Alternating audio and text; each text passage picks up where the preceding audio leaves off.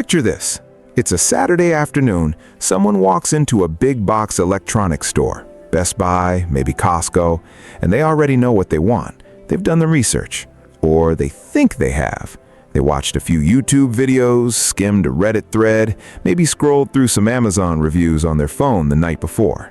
And they land in front of a wall, a massive, glowing wall of televisions, all of them playing the same 4K nature footage. Crystal waterfalls, slow-motion butterflies, the Milky Way. And one TV catches their eye. It's bright, it's crisp, it feels premium. And there's a name on the front of it, a name they recognize, a name their parents had, a name their friends have, a name that just feels safe. So they buy it. They take it home, they mount it on the wall, they settle into the couch, and for the first few days, it's fine. It's fine.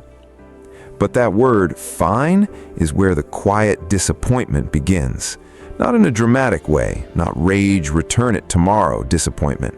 Something subtler. They notice the picture looks different at home than it did in the store. The motion blur during sports is worse than they expected. Dark scenes look more gray than black. The smart TV interface is slower than their old tablet. And there's an ad, right there on the home screen, right where they're supposed to find their apps. An ad. And they think to themselves, I spent $700 on this. Why is there an ad on my TV? That question, that specific feeling is what this video is really about. Not specs, not refresh rates, not nit counts. This video is about the gap, the deliberate, profitable, carefully engineered gap between what a TV brand promises and what they actually deliver. And the brands doing it most aggressively are the ones with the biggest names. Here's something the industry doesn't want you to think about too carefully. A television brand is not primarily in the business of making great TVs. Not anymore. They're in the business of monetizing trust. Think about what a brand is at its most fundamental level. It's a promise stored in memory. It's a feeling you don't have to re-earn every time. Samsung, Sony, LG. You don't evaluate those names, you recognize them. And that recognition, that deep, almost emotional familiarity is worth billions of dollars to these companies. Because recognition short-circuits research. When you recognize a name, your brain relaxes. It says, I've seen this before, it's safe. It doesn't say, let me evaluate the panel technology in this specific model tier. And that gap between recognition and research is precisely where the margin lives. Here's how the math works. A company like Samsung has spent decades building legitimacy in the high-end market. Their QLED TVs, their Neo QLEDs, their premium displays, those products are genuinely competitive. They cost real money to engineer. But they also give Samsung something far more valuable than profit on those units. They give Samsung permission. Permission to put their name on a $299 TV and have buyers assume it performs like a $1,200 one. That's not an accident. That's the entire strategy. Now let's talk about the showroom, because the showroom is one of the most sophisticated pieces of manipulation that exists in consumer retail, and almost no one talks about it.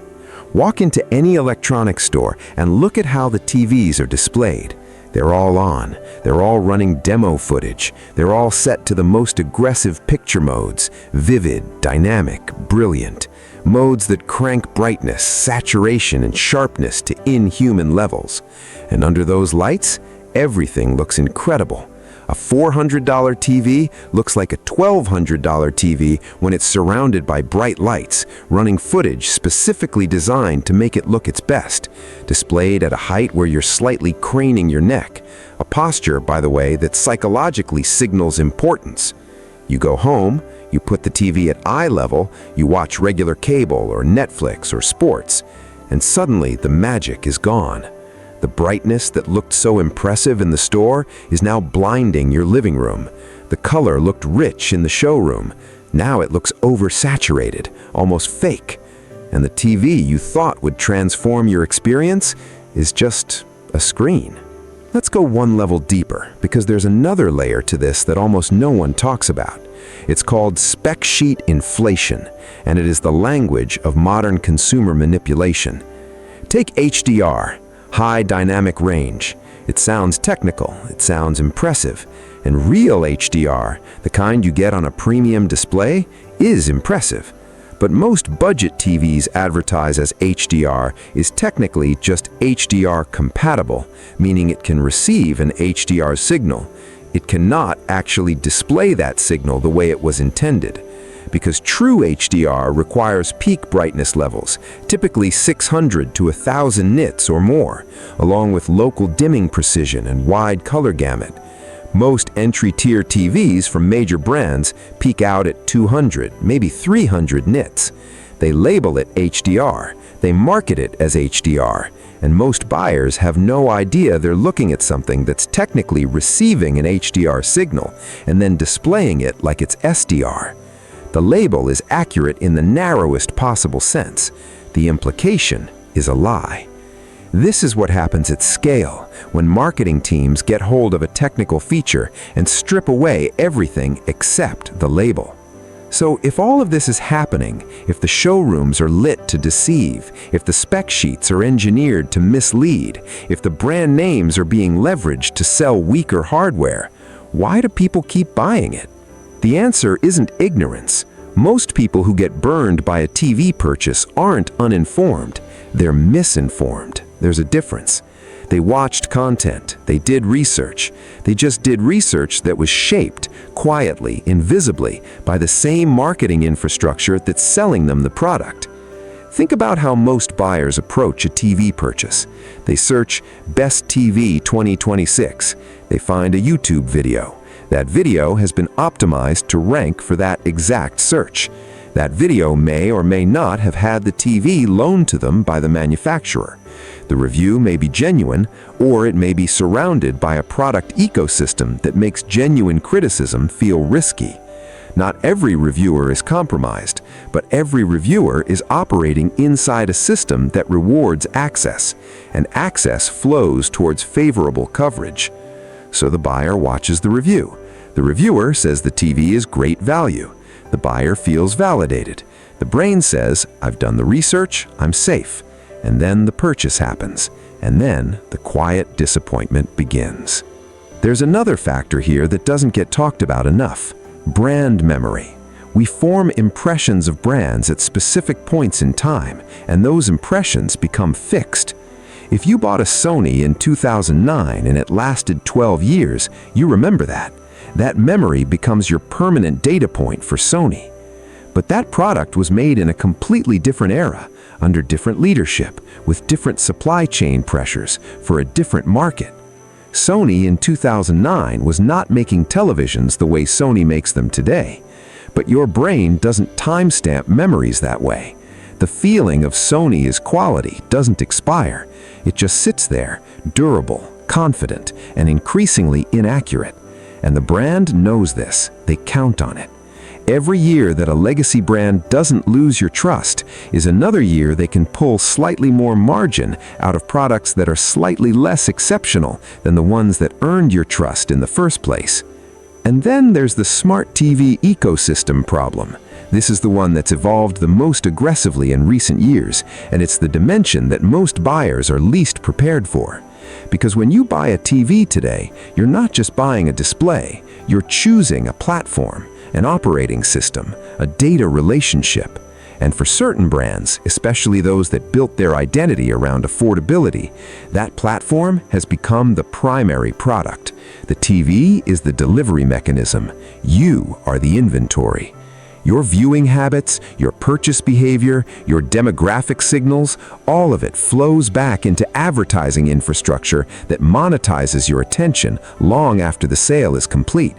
That ad on your home screen isn't a bug. It's not an oversight. It's the business model made visible. And it exists across more of the mainstream brands than most buyers realize. The brands on this list all benefit from these dynamics in different ways. Some are built on brand reputation that's decades out of date. Some are built on software they don't control. Some are built on pricing that feels like a win until the experience starts to feel like a loss. Let's go through them, one at a time. Amazon is one of the clearest examples of a company selling something other than the TV itself. Because Amazon didn't enter this market to compete on picture quality. They entered it to control the platform. The Fire TV ecosystem exists to keep you inside Amazon's world. Prime Video, Alexa, Amazon Ads, Amazon Recommendations. And once you notice that, the entire interface makes more sense. The home screen isn't neutral. It's promotional. Rows of suggested content, banner ads, Amazon originals pushed constantly in front of you. The TV isn't just a television, it's a storefront. Now, to be fair, the Omni series isn't unusable. That's important to say. Brightness is decent for the price, Fire OS is fast, Alexa integration works well if your home already runs on Amazon devices. But the actual panel quality, that's where the illusion starts breaking apart. HDR support exists on paper, but limited brightness and weak dimming mean HDR rarely looks impactful in practice.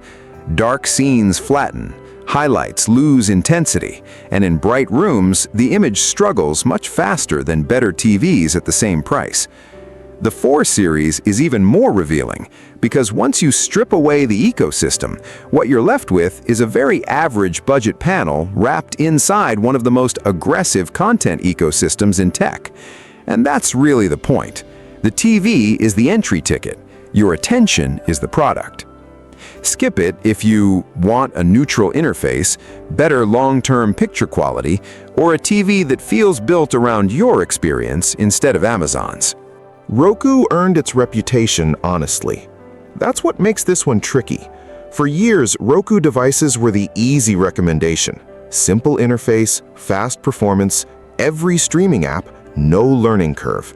People trusted Roku because Roku software genuinely deserved trust.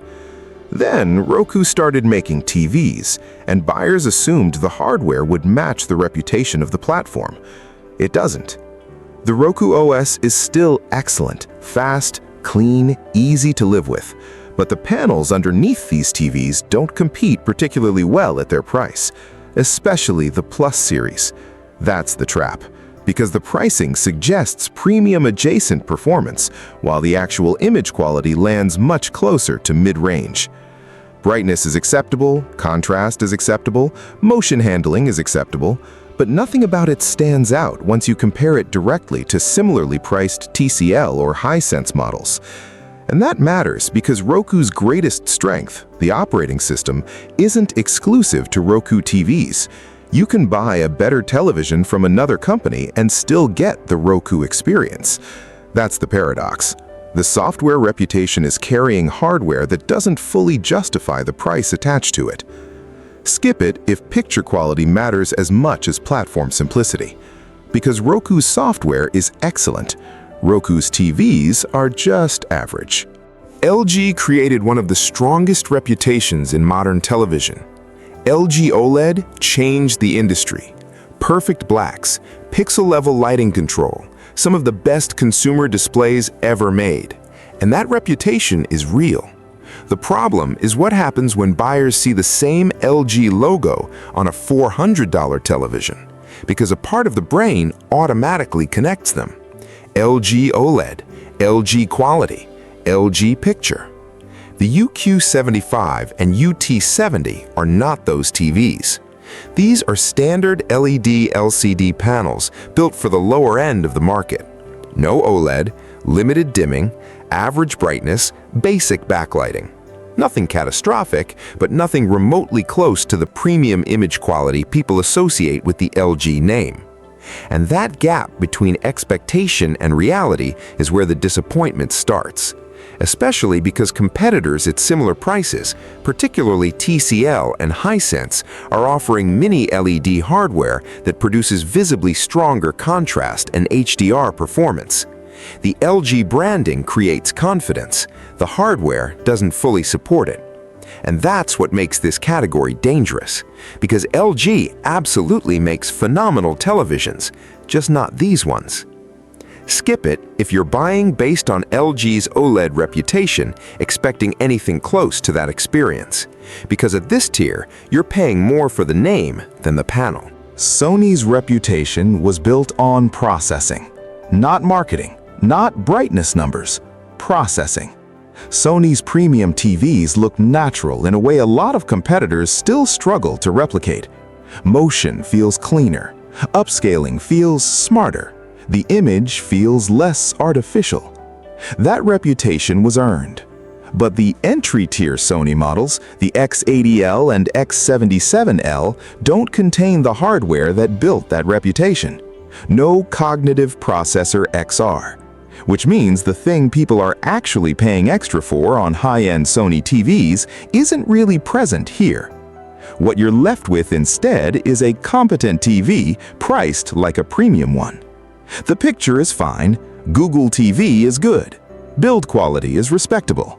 But the value equation breaks down once you compare it directly to what brands like TCL and Hisense offer at the same price. Mini LED, higher brightness, better local dimming, real hardware advantages. And that creates the core problem with entry-tier Sony. Buyers think they're purchasing Sony engineering excellence. What they're actually purchasing is the Sony name without Sony's best technology behind it. And for longtime Sony customers, that disconnect is especially frustrating, because older Sony TVs genuinely were exceptional across more of the lineup. Today, the premium experience is concentrated much higher up the pricing ladder. Skip it if you're shopping under $700 and assuming the Sony logo alone guarantees superior quality. At this tier, the competition is simply offering more hardware for the money. A few years ago, Vizio was one of the easiest recommendations in the market. Good value, aggressive pricing, solid hardware for the money. That version of Vizio doesn't really exist anymore. While competitors like TCL and Hisense kept improving aggressively, Vizio mostly stood still, and in tech, standing still usually means falling behind. The V-series today feels outdated. Brightness is limited, local dimming performance is weak, and SmartCast, Vizio's software platform, now feels slower and less polished than almost every major alternative. Not unusable, just behind. And when TVs are something you interact with daily, small friction becomes long-term annoyance surprisingly fast. What makes this harder is that Vizio's reputation still lingers. People remember the value brand that disrupted the industry years ago. But the market changed, the competition got better, Vizio didn't move quickly enough to keep the same position. And now, the price ranges Vizio used to dominate are filled with TVs offering better brightness, better processing, and better backlighting technology.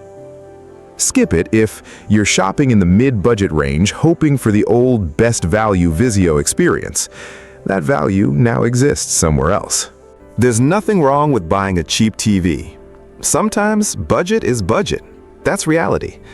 The problem starts when extremely cheap TVs are marketed like premium experiences. Because 4K UHD sounds impressive, and for a lot of buyers, it sounds like quality. But 4K only describes resolution, not brightness, not contrast, not processing or color accuracy. And on ultra-budget TVs like ON and Insignia, those are exactly the areas where corners get cut hardest. The panels are inconsistent, motion handling struggles, software performance slows quickly over time. And while these TVs technically display 4K content, they often lack the hardware necessary to make that content actually look impressive. That distinction matters, because people aren't buying these TVs for a garage or spare room anymore. They're buying them as primary living room displays.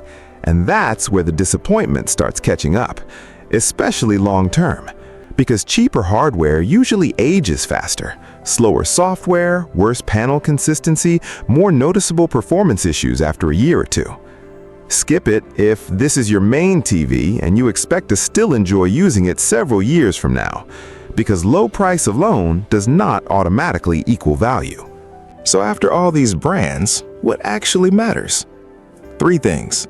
panel technology, backlighting, and tier. Not the logo, not the marketing language, not the showroom demo footage. OLED is still the benchmark for cinematic picture quality. Mini LED is the strongest value category in the industry right now. And edge-lit LED, especially at entry tier, is usually where compromises become visible fastest. The second thing is tier. Every major brand makes both good TVs and disappointing TVs. Samsung's Neo QLED lineup? Excellent. Samsung Crystal UHD? Completely different category. Same logo, different hardware. That distinction matters more than the brand itself. And finally, brightness and local dimming. Those two things predict real-world picture quality better than almost any marketing term ever will. Because contrast is what creates depth, and depth is what makes a TV feel expensive.